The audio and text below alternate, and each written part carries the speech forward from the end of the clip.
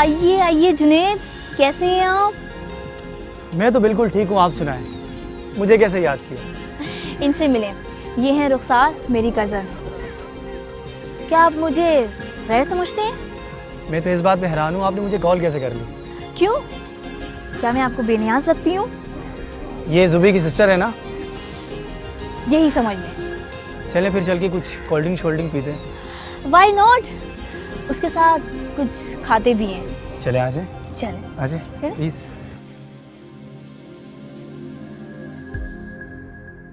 फरियाल ने मुझे बताया कि उसने जुनैद से बात कर ली है। जुनैद का एक दोस्त काशिफ है जो बहुत अमीर बाप का बेटा है और जुनैद उससे मेरी मुलाकात कराएगा। फरियाल ने मुझे ये भी कहा कि ये मुझ पर डिपेंड करता है कि मैं उसको कैसे फंसाती हूँ। मैं बहुत खौफज़दा भी थी क्योंकि पहली दफ़ा मुझे ये काम करना था। तो जूबी ने मुझे कहा कि बस तुम ये समझना कि तुम दुनिया की सबसे हसीन लड़की हो और जो तुमको मिलने आ रहे वो सबसे बड़ा अहमद। फिर देखना कि वो कैसे तुम्हारे इशारों पे चलता है।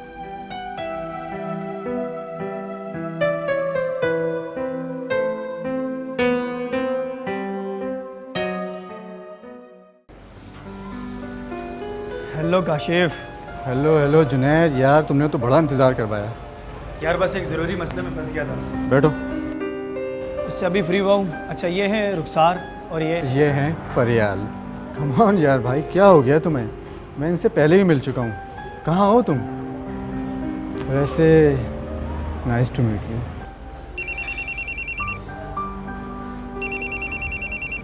हेलो, हाँ जूबी, क्या हुआ? नहीं? ओहो, अच्छा, मैं देखती हूँ। क्या हुआ, खैरियत तो है? हाँ, जूबी किससे मिलने गई थी, वो बंदा उसको वहाँ नहीं मिला और चाबी मैं साथ ले आई, वो फ्लैट पर पहुँच गई। तो फिर? प्लीज़ तुम मुझे ले चलो, हम बस अभी आ जाएंगे। हाँ हाँ जुनैद यार, कम ऑन जाओ यार, व्हाई नॉट, तुम्हें तो जाना चाहिए। ओके। रुखसार, तुम यहाँ बैठो काशिफ के साथ, बहुत ही नफीस आदमी है, हम बस अभी आ रहे हैं। ओके जुनैद।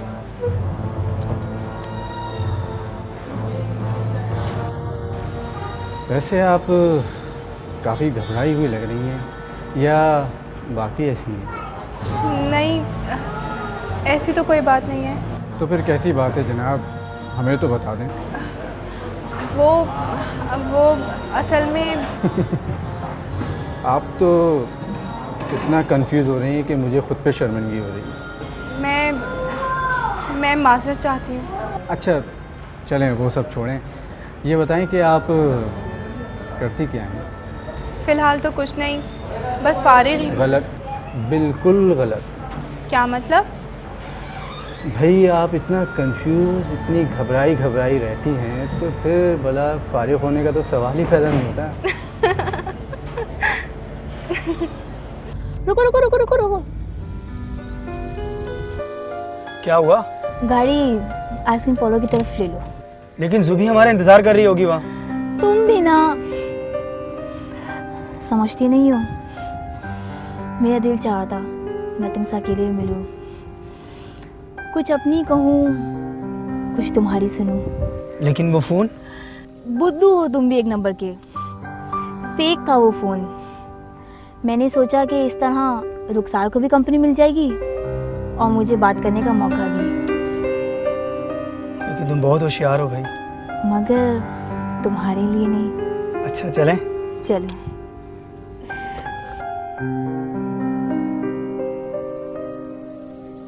फरियाल ने मुझे और काशिफ को मिलने और बातें करने के लिए अकेला छोड़ दिया और ख़ुद जुनैद के साथ चली गई। काशिफ मेरे शहर में इतना गिरफ़्तार हो गया था कि बस उसका सारा ध्यान मेरी तरफ था। कभी मेरी तारीफ़ें करता और कभी ऐसी बातें करता कि मैं काफ़ी घबरा जाती और शर्मा जाती। शायद उसको मेरा घबरा जाना ही भा गया था और वो मज़ीद मुझसे बातें करता गया और उसने अपनी बातों से मुझे इतना मुतासिर कर दिया था कि शायद मैं भी उसको पसंद करने लगी थी। बातों बातों में उसने जब मेरा हाथ पकड़ा तो मैं ज़रा घबरा गई थी। मुझे शायद अजीब सा लगा, लेकिन फिर उसने मुझे अपना नंबर दिया, मेरा नंबर लिया, हम फ़ोन पे बातें करने लगे और मुलाकातों का सिलसिला शुरू हो गया। इस दौरान रोज़ फरियाल के पास शाहिद के फ़ोन आते और फरियाल रोज़ ही उसको झूठ कहती कि वो उसे मिस कर रही है, उसकी याद में बोर हो रही है। मैं उसे देखती और सोचती कि ये कैसे लड़कों को बेवकूफ़ बनाती है, इस तरह मैं क्यों नहीं कर पाती हूँ, या मैं ऐसा कर पाऊँगी या नहीं कर पाऊँगी। लेकिन फरियाल को देखकर शायद मुझे इतना एतमाद आ गया था कि मैं भी ये काम कर सकती हूँ। और फिर आगे रुखसार, कब तक यूँ घूमने फिरने और खाने पीने से काम चलाओगी? क्या मतलब? और क्या करूँ मैं? तुम्हें नहीं पता, वो तुम पर मर मिटा है, फ़ायदा क्यों नहीं उठाती उसका? देखो रुखसार, तुम्हें एक सोने का अंडा देने वाली मुर्गी मिल गई है। तुम क्या कह रही हो? मेरी तो कुछ समझ में ही नहीं आ रहा। कम ऑन रुखसार, इतनी भोली मत बनो। और हाँ, आज काशिफ से कुछ पैसे बतौर कर्ज मांगो। मगर क्यों? तो क्या काशिफ के साथ दोस्ती तुमने सिर्फ घूमने फिरने के लिए की है? देखो रुखसार, ये मर्द जो होते हैं ना, जब तक आप पे लट्टू हैं, इनसे जितना फ़ायदा उठा सकती हो उठा लो। अगर इनका ध्यान कहीं और बढ़ जाए ना, तो फिर ये आपको पूछते भी नहीं हैं। और क्या, शाहिद से पहले मेरी जिस लड़के से दोस्ती थी उसके साथ यही हुआ। मैंने कुछ ज़्यादा ही वक्त ले लिया था, उसी दौरान उसको कोई और लड़की भाग गई और अब वो मेरी तरफ पलटकर देखता भी नहीं है।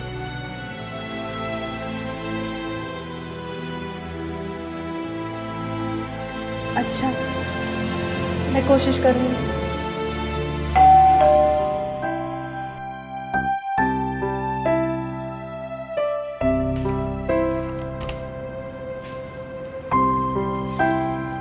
और भाई क्या हो रहा है? तुमने कितनी देर कर दी? तुम्हें पता है जुनैद इंतज़ार कर रहा होगा। अरे यार रिलैक्स, मैं उन्होंने फ़ोन करके बता दिया था कि हमें कुछ देर हो जाएगी। It's okay, don't worry. Okay चलें, हाँ लेट्स गो। चल बाय बाय। हम लोग वहाँ से निकले तो प्रोग्राम के मुताबिक काशिफ ने फरियाल को जुनैद के पास छोड़ दिया। मैं फरियाल और ज़ूबी की बातों में इतना उलझी हुई थी, इतना सोच रही थी, शायद काशिफ ने ये बात महसूस कर ली थी। क्या बात है रुखसार, तुम कुछ परेशान लग रही हो? नहीं तो, मैं तो ठीक हूँ। नहीं तुम ठीक नहीं हो। अगर कोई बात है तो मुझे बताओ, और नहीं बताना चाहती तो फिर कोई बात नहीं। हाँ, एक प्रॉब्लम है तो सही। तो तुम मुझे बताओ तो शायद मैं तुम्हारी कुछ हेल्प कर सकूं। वो मुझे ना कुछ पैसे चाहिए। कितने? 15,000 से काम चल जाएगा। अरे पागल, इतनी सी प्रॉब्लम थी तो तुम्हें बतानी नहीं थी। ये तो कोई प्रॉब्लम नहीं है। कब तक चाहिए? अगर आज मिल जाए तो। अगर ये है कि वापसी में मैं तुम्हें चेक दे देता हूँ, चाहो तो तुम कल कैश करा लो, ये तो मैं तुम्हें एटीएम से ड्रॉ करा कर दे देता हूँ। ठीक है, अब तो परेशान नहीं हो ना? उस दिन मुझे कुछ अजीब सा एहसास हो रहा था, खुशी भी थी और दुख भी। खुशी इस बात की थी कि काशिफ ने मेरी झूठी परेशानी को देखते हुए मुझे इतनी बड़ी रकम देने का वादा कर दिया था। मैं ये सोच रही थी कि अगर मैं 100 रुपये भी अपने भाई से मांगती तो वो मुझे 10 सवाल करता, क्यों चाहिए, क्या मुश्किल है, 10 नसीहतें करता, लेकिन काशिफ ने तो मुझसे कुछ पूछा ही नहीं। और इसीलिए मुझे दुख इस बात का था कि इतना ख्याल रखने वाला इंसान, इसको मैं बेवकूफ़ बना रही हूँ, उसको इस्तेमाल कर रही हूँ। ये सोच सोच के मुझे बहुत शर्मिंदगी हो रही थी।